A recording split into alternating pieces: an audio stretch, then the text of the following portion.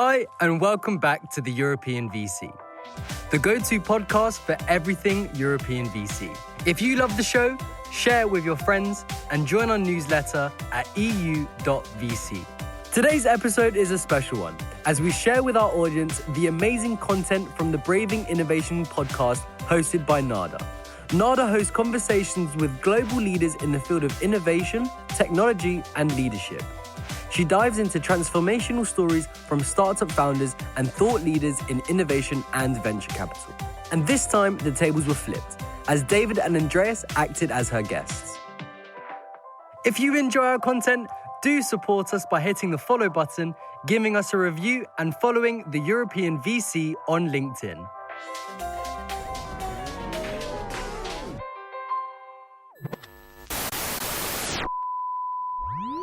Hello, everybody. Welcome to another episode of Braving Innovation. Thank you for joining me today. Today, we're also kicking off the second season of Braving Innovation podcast. And I am really excited to welcome two very special guests here with me today. They're one of the most energetic, exciting, up-and-coming venture capitalists you'll find here in Europe. And I happen to run into them as I was listening to one of their podcasts, and I found it very interesting. So I reached out to Andreas and we hit it off right away. So welcome, Andreas and David. And let me just briefly introduce who you guys are. Andreas and David, they're on a mission to democratize venture capital by opening up access to the hottest European venture capital funds at a radically lower ticket. We will dive into what exactly they do, their journey into venture. We all know it's not easy to enter this field of venture capital, as an outsider especially, how they've successfully fundraised over the past 2 years, I believe, for big major European funds, and why they believe that early stage venture capital needs to be part of the investment portfolio. They have been using their background from startup ecosystems to really build a robust investor community here in Europe. And they're doing a lot, not only with their podcast, but the community they're building through the syndicates and the investments that they're doing. So thank you all for joining. Those of you who are joining live, welcome. We will be taking your questions. We want this to be an interactive session. So please do post your questions on the comments and we'll pick them up as we go along. So with that, welcome, Andreas and David. Thank you, Nada. Thank you. It's a pleasure. It's a pleasure to be called both a leader, inspiring, and so many nice things that you said there. It's a bit humbling. So hopefully everyone watching or live or post live enjoys it as well and learns something and takes some value out of this. Happy to be here. Yeah, it's going to be a lot of fun. So I thought we could start off with, I've given a brief introduction about what you guys are doing, what your mission is, but it might be great to get a brief intro on each one of yours background. What's your backstory? Why you're doing what you're doing and how you got here? Yeah. Do you want to start first, Andreas? Yes, happy to. So I think you said it well when you said that we have a background, both of us, in helping emerging managers raise their funds. That is where our passion lies. If we had just raised funds for the big firms, we would have raised more. But we love these quirky small funds. So that's what we do and specialize in. It's also where we believe that there's most alpha to get to. But we'll, of course, talk about that later. I got into venture, I've always gotten very, very, let me put it as energized about whatever I am close to. And that means that back when I was playing computer, I was playing World of Warcraft, and I was doing that up until I could get as good as you can get there. And then I went into, for some reason, I went into bodybuilding, and I was just getting ready for a show, and then I wrecked my back, and that was stupid of me, but it happened. Now I'm 30, 40 kilos lighter and probably also quite a bit smarter. I hope so. And now I then found myself back in the days at the university, getting super involved in the entrepreneurial ecosystem, getting close to the vice chancellor of the university, kind of took me under his wing for some reason and introduced me to the world of business. And that got me into helping run a VC fund in Denmark that was government backed, which then got me into the whole world of raising capital for fund managers. And I just found out that, well, if we want capital to startups, we need to focus on getting more capital to VC funds, because it's really not, the startups don't really go and get funded anywhere else than in VC. And in Europe, we have this huge issue of getting money into the VC funds because historically, it has been a poor performing asset class in Europe 20, 30 years ago. And it is something, and, we can talk about the reasons for that, but it's not like that at all anymore. And that is what we kind of need to preach to the ecosystem. And we've got a lot of poor structures in Europe to invest into funds. And that's also something that needs taken care of. And that is very much what I saw that I could help contribute to. And then through this journey, I met David in 2018, and we can talk more about our love story. But first, I'll let David talk a bit about how he got into venture. Yeah, our love story and romance. I think now that you put it beautifully. It's incredibly hard to break into venture, but I also think it's very uncommon to see people who break into venture by design. I think it's mostly by serendipity or luck or chance or whatever you want to call it. And I very much see myself in that group. So, I think I was like a young kid. I had no idea what I wanted to do, so I was just kind of keeping my options open, doing whatever I could to like keep the optionality. That was freedom for me. I'm a millennial, right? So that is something that is unique about our generation, I think. So I started as an engineer, wanted to leverage that, minor in management, then did like a special degree in innovation that led me abroad. I actually went to the US to visit some innovation ecosystems and startup ecosystems, and that was like probably the first spark. Right, going to like where things started in our industry, that kind of got me interested. That was the beginning, I would say. Then I found this exited university, found this crazy exited founder who's starting a new startup, and for whatever reason, this dude just loved me. Right, I don't know why, and he just trusted me, zero experience coming out of uni, engineer dude, to be head of business development and lead a team of 3. Who the hell does that? This guy is crazy, and I owe him so much. I'm not in touch with him anymore, actually, but I still owe him a lot. And I did every single mistake you can do, literally. I think I've done some nice stuff as well, but I did every single fuck up that you can in this first experience in a position of responsibility, actually. But actually, in the process of building that startup and fundraising for it, I fell in love with the fundraising side and with financing innovation.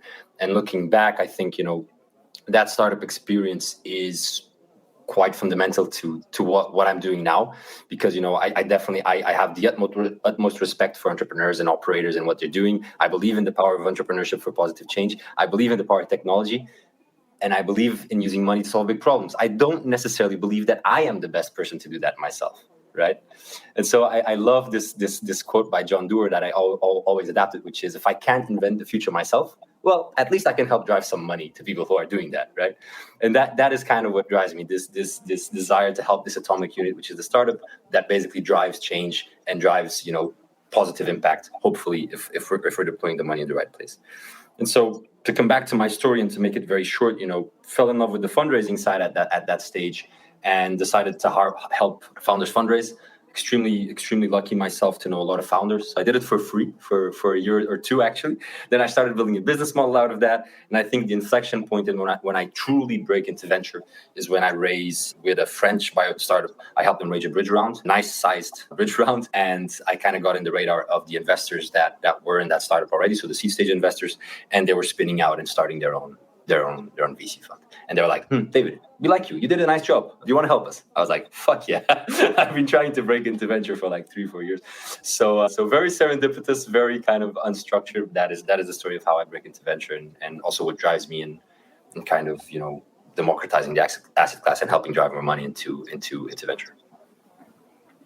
Thank you. Yeah, really inspiring to listen to both of your stories. And you both of you come kind of from a different angle. David, you having worked as an operator within startups, having raised for startups. And I found it interesting, Andreas, when you talked about sort of coming in a little bit from the academia perspective and, bringing sort of both of those experiences together into what you do. And also, very humbling to see you guys talk about how you're really coming in there with this vision of, it is hard for people to break into it, but both of you broke into it believing that anyone can enter this field, because there's a general misconception that either you need to have a lot of money to enter venture capital, or this is something that you need to have a lot of experience in, and it's kind of like you're saying, serendipity. I love that word.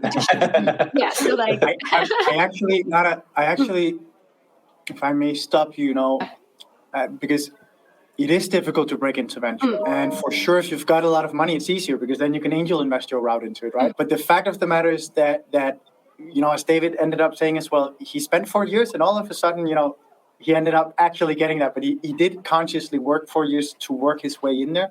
I fell into it. You might also call it serendipitously, but nonetheless, I had spent 4 years or so in the startup ecosystem. I had worked my butt off, also as David, without making any money compared to what I could if I wanted to do consulting. So in that sense, I think that it is very, very true that if you aren't born inside the ecosystem, then it is a tough route in there. And there's a good reason to say that you can't. Well, of course you can do anything, right? But it is very, very difficult. And I agree. And what I've found is that it's not like there are lots of jobs available for people to enter into a venture capital firm, and they're looking for very specific types of people. But what you are showing in role modeling is that if this is a space that's interesting for you and you find the right partners and do the right things, then you can make a name, and both of you have done that really well. And one of the things that I've learned by listening to both of you on your podcast and reading some of your material is that the whole space around fund managers is really on the rise. More and more, we're seeing a lot of entrepreneurship happening in that space. And so you could talk a little bit about that, about what you were doing in particular and what you're seeing in terms of how you saw a problem arise as we're seeing more emerging managers, fund managers coming into the market. I think Andreas, take it. It's the origin story to some extent, so take it away. Now, what I was about to say was that, there's kind of two angles to it. One is how do you break into venture and raise a fund yourself? And then there's how do you break into venture in terms of investing there? And you're asking about the trends. And I think that there is a really powerful trend happening, not only in Europe, actually also in the US, which is the democratization of the asset class and the fact that you can now invest into venture funds with small tickets. It's just not widely dispersed yet. It's not something that you notice unless you're knee deep in the ecosystem. But that is what David and I, as an example, are allowing. And what we're doing is, we're allowing for investors to come in and put small tickets into a larger syndicate that we're doing, that we then place the money inside the VC firm. And we believe that's incredibly powerful, because it's one thing that you, of course, we fulfill our own mission and drive to be investing into venture funds and helping these funds also gain traction and create a really strong syndicate to back them. That's one thing. But it also allows every single person who partakes in our syndicate to also get exposure to the fund manager. Meaning, so first of all, if we take a step back, right? Normally, if you want to invest into a venture fund, you need to be coming out with around 100K, as the bare minimum as the investment amount.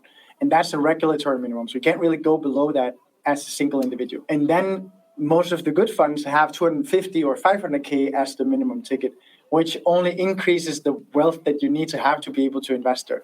And if you do the math and say that venture should be a quite small part of your asset allocation strategy, then you need to be very, very wealthy before you start doing 250 and 500K checks. So what we're doing instead to open up that opportunity is we pool everyone in one vehicle that then invests into the fund, which allows us to cross the minimum mark, but still allows us to bring everyone in with us. What we say is there's other people doing the same thing. They focus on, you might call the retail segment. That is not our game at all. So we don't want mom and pops investing with us. We want people inside the venture ecosystem investing with us, because we believe there's so much to gain for the VC from that syndicate, because just as you have an angel syndicate that can provide value, you can in the same way have a syndicate of, we call it limited partners, right? That's the terminology of this game, but of investors into a VC fund that all help in bringing the returns and the operations of that fund up to a better level. And, I can dive deeper on that, but I don't know, Nada, if you want me to do that just now. Are you muted, Nada? Of course. No, I was just wondering if you're differentiating between an angel investor versus a venture capital VC, and if you could kind of elaborate on what do you see as the difference there? And there's a fundamental difference in that an angel investor are investing their own money, whereas a venture capitalist are investing money on behalf of others. So they've raised a fund. Now they're stewards of the people's money that have invested it with them. And that means that, you have a difference in motivation and in degrees of freedom and so on, meaning an angel can do whatever he or she wants, whereas the VC typically has a very strong thesis that people have backed him to do. and then goes out and execute against. But that also means that the angel investor can be wealthy and come from a lawyer background and choose to start invest their own money. And that does not necessarily mean that person knows a lot about the space he's investing in. But if you have a venture capitalist, I say that they're a bit the pros of venture investing, in the sense that they're the ones who are doing it professionally. They've raised 10, 20 million as the absolute minimum. And that means that there's some very wealthy people that have given them, the backing of actually saying, I trust you to manage my money and find the best investments inside B2B SaaS or, biotech or whatever is the thesis that you have. And that's where I think that the main, wouldn't you say, David? Absolutely. Nothing to add there. I'd only say now that if I step back, right, and I look at your first question, original question, the trends, and I said the origin story a while back because I was thinking, why did we even start this, right? Why did Andreas look at his wife and say, honey, I'm gonna quit my job and start working with this guy that I met 2 years ago in Madrid, and I haven't seen him for 2 years, right? And then we build a company remote for a year and a half where we don't meet. So what led us to be that crazy, right? What was it? What were we seeing, right? We were seeing something, and I think the underlying motivation at first was that we are both European bred, super proud Europeans, wanting to do more in Europe, active in venture, and we're like, we love listening to a Brit guy interviewing the best US investors and startups. But what about Europe? What about what we want to see on a daily basis? What about what's going on here? And we love Harry Stebbings. We love the 20-minute VC, huge inspiration for both of us. But that's actually the big reason why we built what we have now on the podcast front was like, we want to hear about the amazing stories in Europe. And if I start to kind of think now about the data that we now have and that we've been seeing, and I'm actually quoting from a report that we shared quite a bit on LinkedIn, actually, by Affinity. We can actually share the link if anyone's interested. We see that, this, like 2021, so last year, Europe produced 5 times more unicorns than the year before. And the pace of increase of a number of unicorns is actually, there's some discussion here, but at par, if not higher than the US. That's extremely interesting. We also know that, the average kind of valuation of European unicorns is higher than ever. I think the average valuation is now 7.2 billion among unicorns or something like that. And so there's just this huge amount of potential here that is brewing and growing and growing and growing. But what's amazing about Europe is that it's so big. So who the hell knows where the next success story is going to come from? It's not necessarily London or Berlin. It's not necessarily a capital that we know, right? And that's beautiful. But that means that the best equipped people to seize that opportunity are the local emerging managers, specialized, that are seeing things before anyone else. And that's what I'm seeing that is super exciting, which is there's a huge opportunity, things are growing, but who's going to seize it? It's not the multi-stage, in my opinion, it's not the multi-stage big US funds coming to Europe. They will take it at a later stage, of course. They have a role to play there. But what excites me personally, and us to some extent, is these guys and girls that are seeing on the grounds and finding the deals. So the European VC podcast is a way to champion them, and the syndicates is a way to help them, but also connect the European community and ecosystem to them. And that's kind of the trends that I love to talk about and get excited about. No, and thank you for laying that out, how the ecosystem globally is changing and how Europe, and I think Asia also to some extent, is rising. And we're seeing unicorns coming from other places than just Silicon Valley. And I wanted to just kind of say, because I just picked up this book by Jason Calacanis called Angel, and he has this chapter, and the heading of this chapter is, do you need to be in Silicon Valley to be a great angel investor? That's the question he asks. And the response is, and this is just like a one-word chapter, his response is yes. Yeah. And this book was written in 2017. Guess where he is? Yeah, I know. And also guess what is he also doing? He's running a syndicate for people to co-invest with him. If I may just break in there, that's of course complete bullshit. Do you if you're in the US, do you have a strong, reason to be very involved in the scene going on in Silicon Valley? For sure, 100%. I always also say that, if you've met all the good founders in a certain space in Silicon Valley, then you've met most of all the good founders in the US in that same space, because Silicon Valley is just so dominating in the US. What David touched on before is it's completely different in Europe, in that you used to be able to some extent to say that about about, London, Berlin, and so on. But you just cannot do that anymore. Where did UiPath come from, right? That's one of the biggest successes from Where did that was not a London, COVID vaccines, right? Like it's just there was no capital in Europe, so European founders are actually going there, and European nationals were actually going there. Not only European, outside of Europe as well. The game is different now. It's just completely different. I mean, it's changed enormously, and that's also very much why we say that angel investors should think about, even more than before probably, how can they get exposure to deals that come from other geos? Because, you can be the best in Denmark and you can get the best whatever inside whatever vertical in Denmark, but that does not mean that you get the winner in Europe in that category. Because that is most likely not coming from Denmark. It might come from Denmark, but most likely it's not.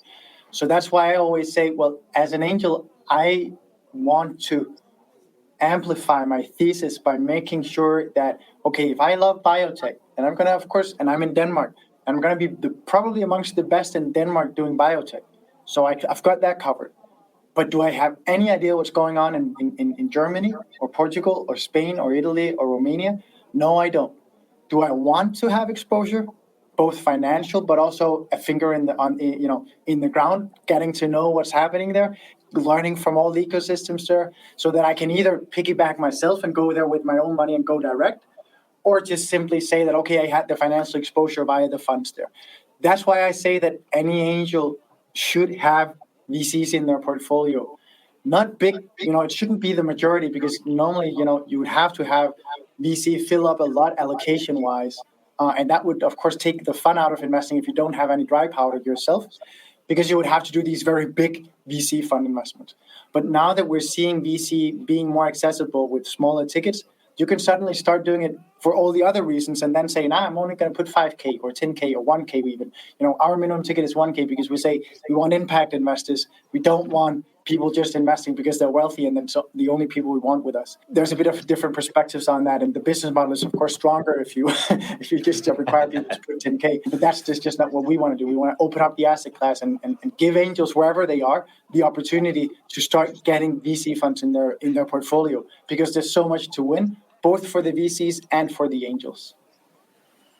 Yeah, I think it's a really good point. And I think the point that JKL makes in his book is really about, why does ecosystem like Silicon Valley work so well, and how you can create those kind of ecosystems elsewhere. And in a digital world, you don't have to be physically located together. And it's really because of the way that talent moves and where the talent is and where the investors are. They're all in the same place. Google, for example, they learned from all these other tech companies that were out there. And then when Facebook came, they hired the top ad person from Google, and then they got all the knowledge from Google onto Facebook and so on. And so you get these like multi-mega sort of decathons forming in that one place, because all that talent accumulates from one startup to the next and to the one sort of unicorn to the decathon, et cetera, et cetera. So I think, and the point you're making is that in Europe, it's a lot more diversified. Like what you're saying is, like, if I'm not mistaken, the data that I have, which is definitely, I'm sure it's not super exhaustive, but the data that I have is like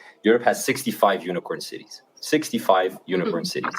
And I don't know the number, but how spread out they are, kilometers wise, right? It's a shitload. And then I think like 30% or 40%, whatever, comes from the UK. So we also see that concentration. That is still true. That is definitely still true. But 65 unicorn cities. Well, good luck covering that as an angel. It's just impossible. Right? You just can't do it. So that's basically what we advocate for, right? Get that coverage and then double down on what you know best and where you can add most value. That's my perspective, at least.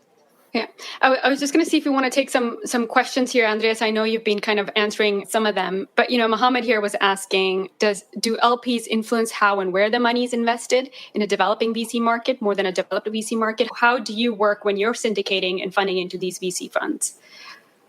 Yeah, we typically go in and say what we like, and then we require them to invest in that, especially require them to invest in our own geo because we love our own place. No, that's typical approach. That's the typical approach of a bad LP. Unfortunately, as he also points out, Mohammed, unfortunately, in emerging ecosystems, you tend to have more LPs that, especially the government-backed ones, that go in and force the hand of the VCs to limit their geography to the space that they're in. I think that that's a good idea. That's typically a super bad idea, and a million reasons why that is. And then there's also the question of let me backtrack. There's a reason why a VC chooses to build their VC fund around a specific thesis.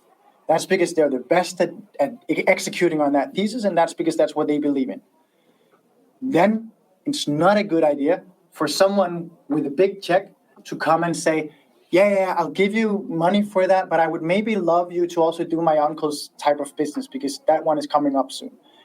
Because that's basically what's going on there. And now I said uncle, but if it was the Danish growth fund that came in and arm wrestled the VC there, that would be in effect the same. It's ridiculous to start changing the thesis of the manager. Then just say no thanks. I don't believe in your thesis because I believe we should only invest in Denmark. So I'm using the Danish growth fund here just as an example because I'm from Denmark. They don't do that. I actually think that they're a very good investor for Denmark. I also think that the EIF is a very good investor for Europe. But we have some of the less developed ecosystems that are doing exactly what Mohammed said. Yeah, absolutely. And I think just sharing some love here, it's important to recognize that for government money, right, funded more than 50% of the European venture ecosystem. So we can sit around, and emerging managers typically do this, and talk shit about government money. Well, if it weren't for it, we wouldn't be all here sitting around and talking and tooting our own horns. But yes, Andreas is absolutely right. Nothing to add there. I was going to pick up another question here. Have you mostly worked with emerging managers? And if so, if you've had most of your experience there, what does a good emerging manager look like? What's your experience? Question from Freddie. Hi, Freddie. We love Freddie. He's a cool dude. I actually think Freddie could answer that. Freddie, if you're still in there, we'd love your take because Freddie works at Eisenhower Capital. They're also investing into emerging managers and early stage VC funds. I'd love to hear his take. My take is quite simple. It's like a startup, right? How many new social networks do we see that we're like, oh, fuck, really? Another one? So the same happens. I think incredible emerging managers are just super aware of what is unique about them and why that is a good business case for an investor. And they just double down on that. So that focus on having a unique, differentiated strategy is amazing. And that might be, in some cases, doing drug development in investing in drug development, in more developing markets, or it might be in other contexts, macroeconomic contexts and regional contexts, doing enterprise tech because there's just no player, but they are later stage investors ready to take that and do follow-on rounds. So there's not a rule there. I would say just it's incredibly differentiated strategies and the ability to exploit that. Yeah, just if I should add to it, it's an incredibly complex question. I think what I would say is I would ask everyone listening in, to go on the Emerging VC Substack and read some of our memos there, because there we really pick apart the thesis and the strategy and the teams and the structures behind the funds that we're investing in. And I think that shows, when people go in there, they can kind of see the complexity of it and also draw their own conclusions as to what is it that is underpinning the strength of each team. Because sometimes it's because, it's someone who's incredibly embedded inside a geo. So it might be someone who's, I know a guy who's, founded one of the best robotics companies in Denmark. That person I would love to back if ever he decided to do a venture fund focused on robotics, because, he has thought leadership there. Founders are asking for advice all day long. So he's the first one to hear about those deals, and he has the access. They want him in there. And that's an example of someone who I think, with the right team to back him up and everything, he could be magical. But, it's incredibly complex, because it's one thing to be able to source deals and find the right deals. It's another thing to know how to exit them. It's a third thing to know how to help them. Then there's the whole stewarding of people's money. You also need to be able to show discipline there, which is something that now we're coming out of a boom where many emerging managers or some emerging managers have burned their hands because they got over their skis, in this period. And that's not funny now. And that comes back to, investment discipline and being rigorous in your method and staying true to where you started and not getting caught up in the hype. So in that sense, it is very difficult. And that's also why I think that people like us are probably a pretty good player to have in the ecosystem, that both educates via the podcast, but also makes some educated guesses or bets with our syndicates and say, well, of all the managers we're meeting, we've just done 100 episodes and, we screened many and said, no thanks, You're not going to get on the podcast. So we've met even more, right? And out of those, we've now chosen 5 that we're investing in. And I think that's a bit the magic there, that you need players that can curate for you, at least in the beginning when you start out picking. Same thing with an angel club, right? Why do you join an angel club? Well, you do it because you need the deal flow, because you don't have 100 startups knocking on your door every week as you would prefer if you want to deploy into startups. And also because you need someone to kind of say, yeah, this is a good deal. It might win, it might lose, it might die in 3 months, it might die in 5 years, or it might be the next Facebook. We don't know. But for what we know today, it looks like a good deal. And it's much the same with emerging managers. You need someone to help you curate that as you learn how to invest in this space, and then you start doing things more yourself. That's how I would go about it. Good. I think that gives us a good summary. You need someone with an expertise in their investment thesis. You need someone with a good ecosystem, and you need a lot of resilience, right? Because at the end of the day, you're gambling with other people's money and maybe some of your own money, and you might lose it all. So I would say if you want to be an angel investor within the venture capital game, you have to be willing to lose some, especially as we're seeing now the market that we're entering into. So one question I had was, since you do syndicates across Europe, how does it work administratively? Because there are different regulations in different countries. How do people transfer their money? Just kind of logistically, it'll be interesting for people to know, how do you actually make this happen? So forward to that is nothing we say is advice, recommendations, or should be perceived as such. And it's mostly us just sharing our challenges, our experiences, our pains, what we love, what we hate. Okay, that's really important. I think it's not you hit the nail on its head. It's so dispersed, different across Europe, right? Every single geo has different rules. There's even different minimum tickets into funds in different geos, right? Hopefully that will change in the coming 2 years with some policy developments. Anyway, the way we do it, okay? The way we do it is we use simple UK structures and we pull in the money there and then we deploy the money like that. I don't want to dive too much in details because I don't think I'm the best person to do so. What I would say is there's a lot of players out there, interesting players, catering to different needs. So if you're doing a syndicate that has mostly people that are from one specific country, there is a big incentive for you to look for a solution based in that country, right? We are actually doing something that has people across different countries in Europe. So it would be really hard for us to pick Portugal because I'm in Portugal, Denmark because Andreas is in Denmark, or France because there's a nice service provider there now, Switzerland, whatever. So we just went with a nice service provider that we like, that is well established, that has something that is in English, everyone understands, the platform is beautiful, the tech works nice, the product works nicely, and those are the biggest reasons we went for. Then about syndicating, there's a difference between syndicating into startups and syndicating into funds. We do syndication into funds. It comes with extra challenges because there's things you cannot do for regulatory reasons, and which we agree with to some extent, because it's about protecting the investor. And when I say to some extent, is venture capital is risk capital. As Nada said, you might lose your money, and as such, the retail investor needs to be protected, yes. What I disagree with is, why is it easier to put all my money in my neighbor's startup than into a professional fund managed by someone who's actually gone through hell to raise that fund? But that's a different topic. Yeah, I think there was one thing in what David said that kind of jumped a step, because David said, well, you find a platform that blah, blah, blah. The problem is that I think many investors in Europe have not yet transferred from putting together syndicates with their local lawyers to putting together syndicates via platforms. And the legal fees of doing things yourself are typically much, much steeper, meaning with a lawyer, right? Are typically much, much steeper than doing it with one of the platforms, and everything is managed for you in terms of KYC and all that. And, it's just so much easier. So I would really recommend anyone listening in to start thinking about doing the syndicates with platform providers like Boban, who we really love. That's the ones we do using. I don't think David mentioned them. VAUBAN. We trust them a lot, and they really make our world easier.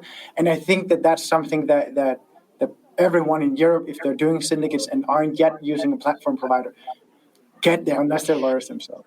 How are your syndicates different from other syndicates in terms of how do you convince the people to come on and join your syndicate? Sometimes I feel like for an angel investor, it's easier when you have a startup, you have an idea, you can kind of sell their story. How do you sell your story?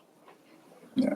Well, to me, actually, so there are multiple players that do syndicates into venture funds, but the others are only allowing you to put money there and then hope that you get it back in 10 years. And that's all good and well, and then it's an asset allocation play, but there's no career development. There's nothing in there that will get you better at venture investing. What we do is, because we say, well, the bulk of the market we don't care at all about, because that's the retail investors that are not inside the venture asset class.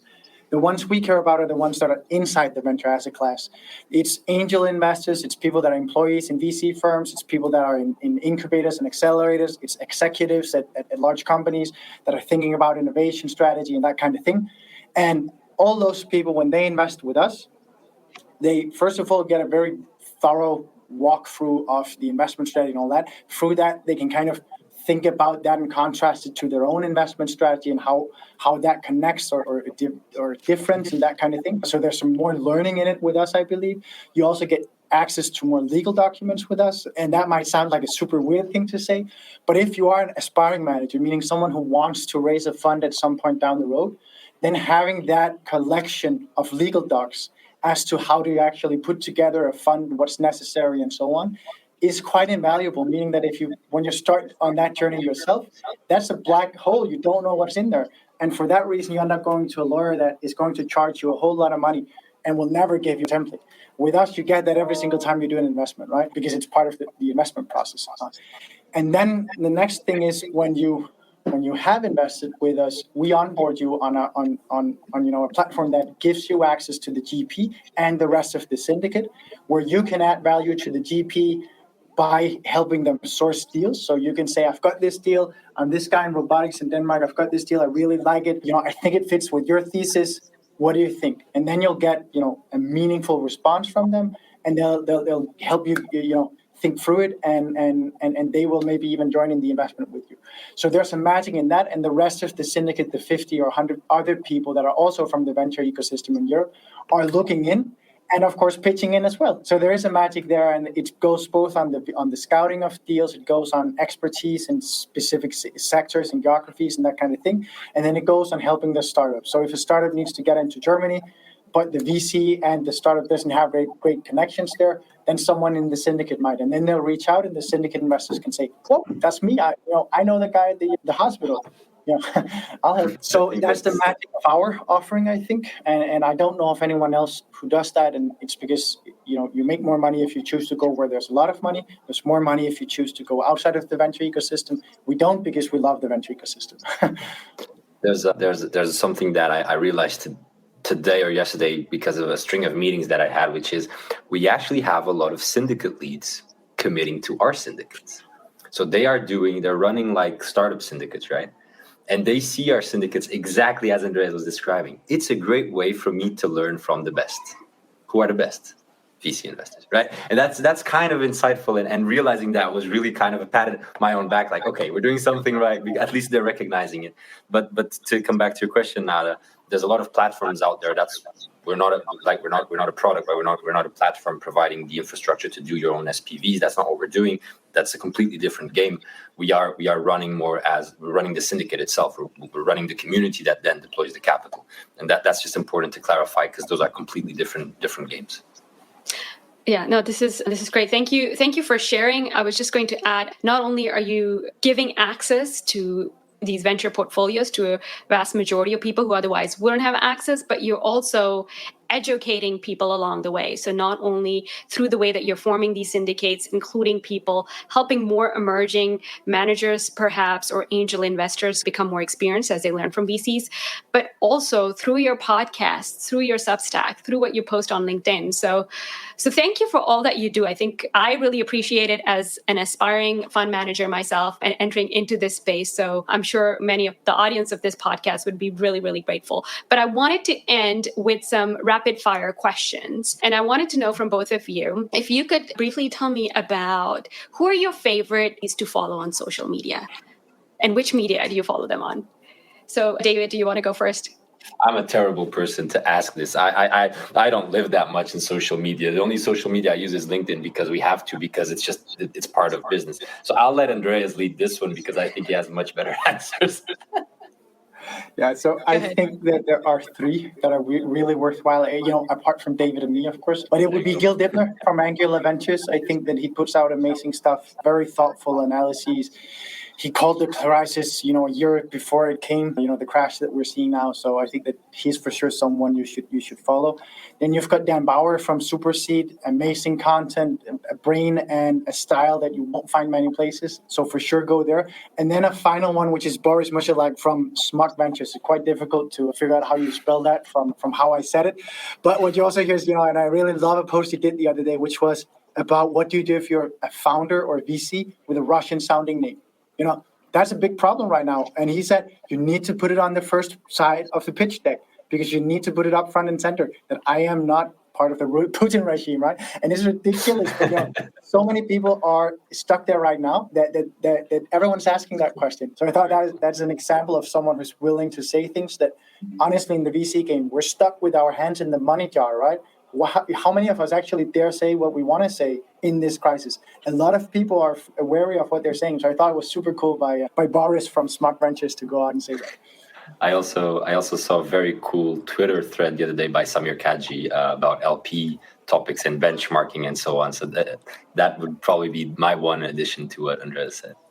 Awesome. Yeah, we'll post these on the thread so people can catch these names later on.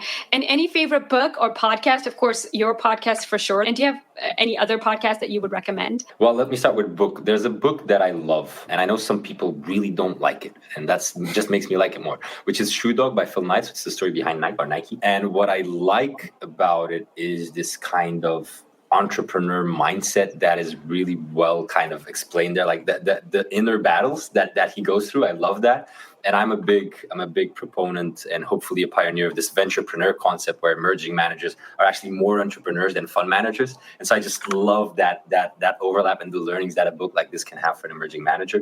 And then on the podcast front, I'm going to be self-serving here. An upcoming podcast, which is going to be launched next month, called the Urban Tech VC. And the Urban Tech VC is the new podcast in the EUVC platform, and it is focused on everything urban tech, prop tech, city sustainability, and it's with an amazing team. I will not say their names, but an amazing team of VCs out of Berlin. So I have as podcast Venture Unlocked by Samir Kaji. I really love that one. Gives you a lot of insight into how he thinks about VC funds. So that's cool. And book I have a really weird one. It's called A Short Treatise on the Great Virtues, and then it's the uses of philosophy in everyday life. It's by a guy called Andre Comte de Sponville. It's super cool for people that are thinking all the time about venture and doing angel investing and all that stuff. To also be thinking about how to be a good moral human being. And I just love how that brings you through that. It's not that short. I think it's 370 pages. So get ready for some very, winkling, weird language there, but you'll learn a lot, I think. Awesome. And then the last question I had was a founder, a CEO, a leader that you really looked up to or has had a big influence in your career so far. I think I saw Andreas's notes for this because obviously, guys, we did prepare a tiny bit for this, right? If you're listening in, and I saw Andreas's note, and I see the first name he put, and I was like, "Fuck!" I was gonna say that. So, Andreas, I'll let you say it because you prepared it, but know that we very much share that. Yeah. So the first one that David teases here is Joe Short. He's the founding partner of Isomer Capital. He has come to be a bit of a mentor for both David and I as we've been building the European VC and how we think about our fund investing and all that. He always has an ear to us and also gives us, sage advice. So we really owe him a lot, and we're very, very thankful for the assistance there. And then for me personally, before him, I'd probably say it's the Vice Chancellor that I spoke of earlier, Henrik Dam from my old University of Southern Denmark. He took me under his wing and really brought me into not to the venture scene, but to the business world. And for some reason, he trusted me. So that was nice. Yeah. I would bring up someone that is like super known. His name is David as well, and that's probably why. Just kidding. No, David Malta, Portuguese VC as well. And the biggest reason they're similar to Andreas is this is a young guy. He's like 5 years older than me or whatever, but he's actually the one, if not, he's probably the one responsible for me being into venture, and I just owe him a lot. And he's like biotech dude, did amazing stuff on the startup front, did fund of fund investing, now is back in fund of fund investing, doing amazing stuff out of Switzerland now. So do follow him. He's super active on like everything that's biotech. So if that interests anyone listening in, I would highly recommend following him and checking his stuff. Awesome. Thank you so much. You've given us some great tips and just a lot of valuable information on what you do, how to syndicate, what is venture capital, what's the state today. There are many topics we didn't cover. We would have loved to, but we'll have to bring you back on another time. And there'll be more of this. There'll be more of this, I'm sure of it. So thank you so much. I'm really looking forward to following your new podcast, the Urban Tech VC. So for those listening, please do find David and Andreas on Spotify and all your streaming platforms. And if you want to get in touch with them, you can reach out to them on LinkedIn. You can also maybe say where else they can get in touch with you. Do you have your website maybe? Yeah, it's very easy. So our names are David and Andreas. And so if you want to drop us an email, just write David or Andreas at eu.vc. Very easy, eu.vc. Awesome. Thank you both for joining. And the recording will be available for all of you on LinkedIn and YouTube. So feel free to check that out if you weren't able to see the entire live. And there will also be a podcast version on Spotify and Apple Podcast and wherever you listen to your podcast. So thank you so much and have a great weekend. Bye. Thank you. Thank you for listening to this episode of the European VC, the go-to podcast for everything European VC. If you love the show, share it with your friends and join our newsletter at eu.vc.